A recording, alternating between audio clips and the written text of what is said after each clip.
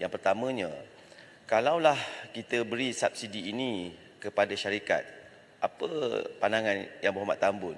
Kita terus beri kepada rakyat daripada kita bagi pada syarikat, ada keterisan berlaku, ada kita punya kemampuan untuk pengedaran dari segi farma, dari segi agensi-agensi.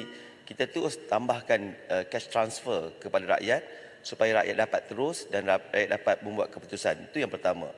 Yang keduanya, Yang Berhormat Tan Bun dah sebut tadi pasal 3.5 juta warga asing. Jadi apakah dasar kita? Adakah dasar kita ini akan memberi implikasi terhadap negara-negara luar, negara-negara sumber untuk menghantar pekerja ke Malaysia? Terima kasih Tuan Sri Ketua. Sila Perdana Menteri. Terima kasih.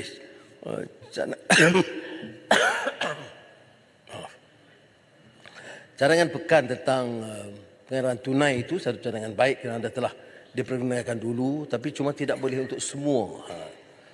Itu sedang difikirkan dalam beberapa langkah yang lain yang lebih kompleks. Tetapi dalam kes ayam dan telur ini tidak perlu begitu kerana harganya sudah menurun. Dan kita ada, saya katakan, plan contingency dari segi stok dan juga pasaran, bukan saja di Thailand yang murah, di negara China juga murah. Jadi oleh itu langkah sekarang itu dianggap musabah. Dia tidak kepada syarikat, ya, tidak kepada yang seperti yang dicadangkan. Cadangan untuk cash transfer itu sedang dipertimbangkan untuk beberapa urusan lain dan mungkin akan diumumkan. Jadi saya ingat itu yang diminta penjelasan daripada Muhammad soal pendekatan sama ada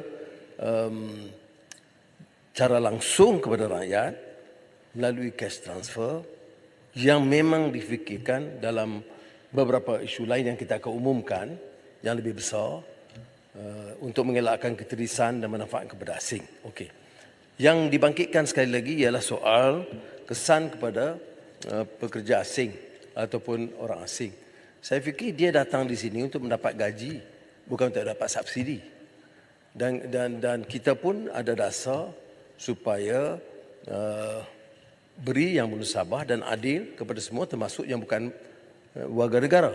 Tetapi tidak pula harus mana-mana negara beri subsidi kepada warga asing. Jadi prinsip ini yang berhormat adalah untuk mengelak daripada subsidi yang sepatutnya dipulang kepada rakyat.